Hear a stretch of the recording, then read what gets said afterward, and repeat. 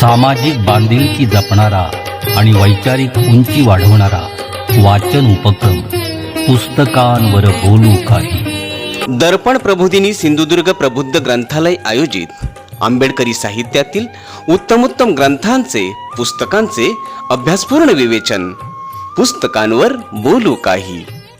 वाचन चळवळीला गतिमान करणाऱ्या वाचन शृंखलेच्या आजच्या 8व्या भागात आपण ऐकणार आहात मराठी साहित्यातील आजचे आघाडीचे कवी, कथालेखक तसेच उत्तम सूत्रनिवेदक आणि अण्णाभाऊ साठे आदर्श साहित्यिक पुरस्कार तसेच यशवंतराव चव्हाण महाराष्ट्र मुक्त विद्यापीठाचे विशाखा साहित्य पुरस्कार प्राप्त प्राध्यापक मोहन कुंभार, कणकवली, सिंधुदुर्ग यांच्या जगण्याची गाथा या कविता संग्रहाचे विवेचन। विवेचक विशेष निमंत्रित वाचन संस्कृती गोपुरीच्या वाचनप्रेमी विद्यार्थी कार्यकर्त्या कुमारी सोनल भिसे, फोंडाघाट, कणकवली। तर ऐकूया निसर्ग आणि मानवी जीवनातील अस्वस्थ कालस्वर अधोरेखित करणारा अभ्यासपूर्ण कविता संग्रह जगण्याची गाथा। नमस्कार। दर्पण प्रबोधिनी सिंधुदुर्ग प्रबुद्ध ग्रंथालय आयोजित वाचन चळवळीला गतिमान करणारा अभिनव उपक्रम पुस्तकावर बोलू काही या वाचन उपक्रमात सहभागी होताना मला मनापासून आनंद होत आहे। आजच्या भागात अण्णाभाऊ साठे पुरस्कार 1914, यशवंतराव चव्हाण काव्य पुरस्कार 2016, यशवंतराव चव्हाण मुक्त विद्यापीठ विशाखा पुरस्कार 2016 यासारख्या अनेक पुरस्कारांनी पुरस्कृत असलेले कवी मोहन कुंभार यांच्या जगण्याची गाथा या काव्यसंग्रहावर मी सोनल भिसे विवेचन करत आहे। कवींच्या कवितेंची प्रसिद्धी ही मौज, मिळून साऱ्या जणी, तरुण भारत, वैनतेय अशा अनेक नियतकालिकांमध्ये आणि दिवाळी अंकांमध्ये झालेली दिसते। जगण्याची गाथा हा कवी मोहन कुंभार यांचा चंद्रकांत पाटील यांनी संपादित केलेला, मुंबई लोकवाङ्मय गृह प्रकाशित आरंभाच्या मालिकेतील 90 कवितांचा संग्रह।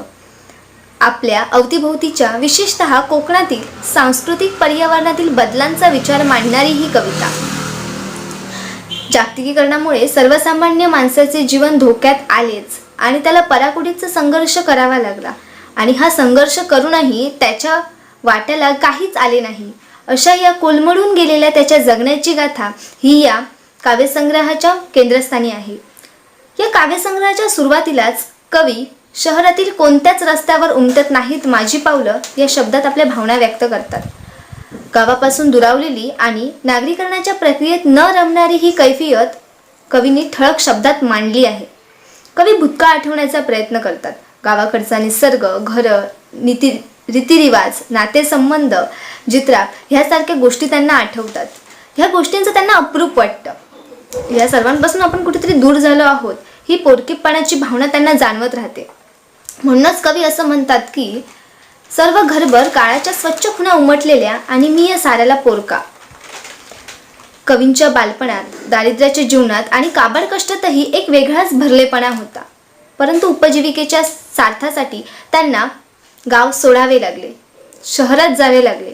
त्यांच्या आयुष्यात खूप स्थित्यंतरे आली। जागतिकीकरणाची ही प्रक्रिया खूप मोठ्या प्रमाणात उलथापालथी घडवणारी आहे। जागतिकीकरणामुळे गाव आणि शहर पूर्णतः बदलून गेले। कवींचे मन आता शहरात रमत नाही आणि शहरातील जीवनाचा त्यांना उबग येत चालला आहे। कवींचं बालपणातील गाव आता पूर्णतः बदललं आहे। त्याची अवस्था कवींना त्रास देणारी आहे। गाव आणि शहर ह्या दोन्ही ठिकाणची अवस्था पाहून कवी बेचैन होत आहेत। भविष्यकाळाच्या चिंतनं गाव सोडणाऱ्या लोकांचा विचार कवींना त्रास देत आहे। पण शहरात जाऊन गावातून शहरात राहायला गेलेली माणसं देखील आता शहरात स्थिर होण्याचा विचार करत नाहीत, कारण गावाची ओढ त्यांना सतावत आहे। तर गावात जगण्याचे वांदे होत असल्याने गावातील माणसं देखील गाव सोडण्याच्या मनस्थितीत असलेली दिसतात। हा दोन्ही टोकांमधील ताण या कवितेचं मुख्य सूत्र आहे। असा द्वंद्व मराठी कवितांमध्ये खूप कमी प्रमाणात पाहायला मिळतो। पूर्वीच्या काळी दोन्ही तीरावरची माणसं जोडण्याचं काम साकव करीत असे।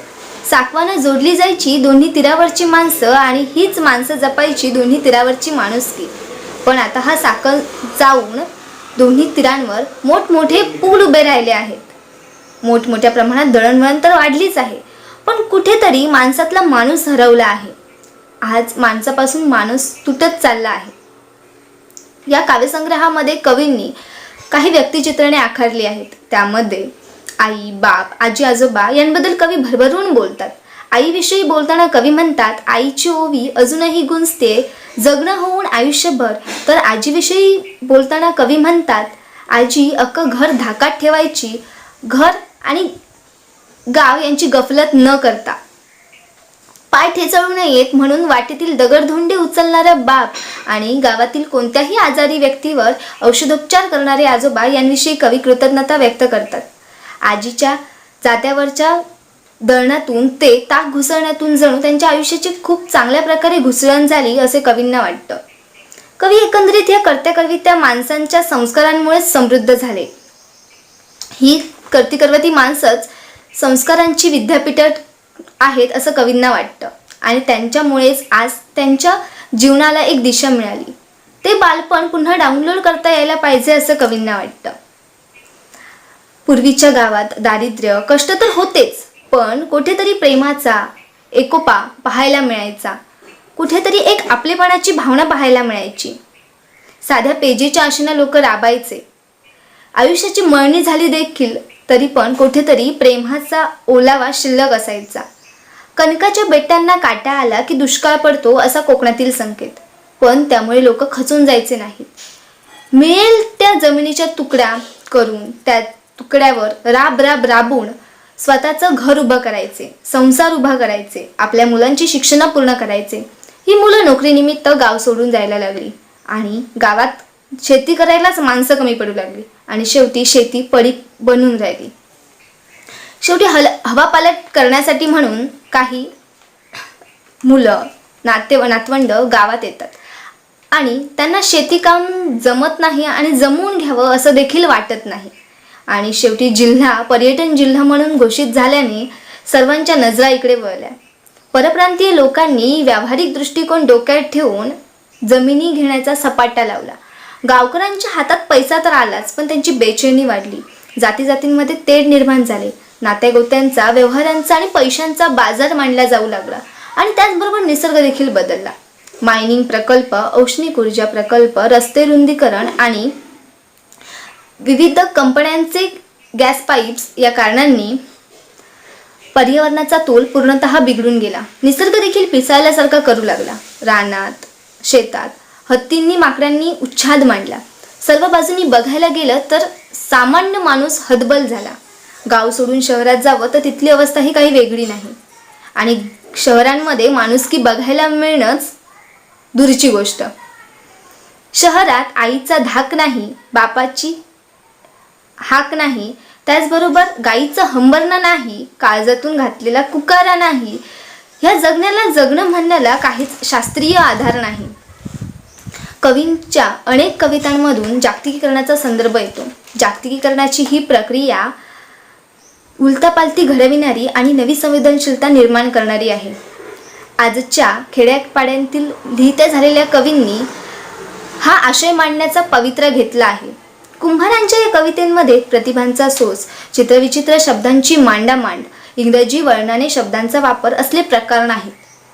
या काव्यसंग्रहातील 90 कवितांतील एकही कविता ही प्रेम कवितेच्या अंगाने जाणारी किंवा व्यासपीठीय टाळी मिळावी यासाठी लिहिलेली कविता असू नये ही बाब कवींच्या बाबतीत अपेक्षा उंचावणारी आहे. या काव्यसंग्रहामधील विशेष नोंदविण्याजोगा तो म्हणजे जमीन, भूमी आणि त्याच अनुषंगाने येणाऱ्या अनेक प्रतिभांचा सोस. खळ, समुद्र तळ, जमिनीत रोवून असलेलं बुजगावणं, सरकलेली वाळू, त्याचबरोबर पिसाळलेली भूमी, वाफ्याच्या खुणा, जमिनीतून उगवलेलं वाळवीचं झाड, चिखल, माळ, व्हाळ, चित्राब, सारवण, अंगण यासारख्या अनेक प्रतिभा कुंभारांच्या अनुभव विश्वाचा प्रत्यय घडवून आणतात. या प्रतिभा जीवन आणि सृजन घडविण्यासाठी उपयोगी ठरतात. कुंभारांच्या या काव्यसंग्रहातील एकाही कवितेमध्ये कुठेहीच शोभ, घृणा, कडवटपणा दिसून येत नाही. याचं मुख्य कारण असं की या कवितेंची मुळं ही इथल्या संस्कृती आणि लोकजीवनाशी रुजलेली आहेत. एक माणूस म्हणून आणि एक कवी म्हणून कवींची ओळख ह्या काव्यसंग्रहातून विस्तारत जाताना दिसत आहे. हा काव्यसंग्रह तुम्ही नक्की वाचावा. आज दर्पण प्रबोधिनी सिंधुदुर्ग आणि प्रबुद्ध ग्रंथालयाने मला बोलण्याची संधी दिली म्हणून मी त्यांची आभारी आहे. धन्यवाद.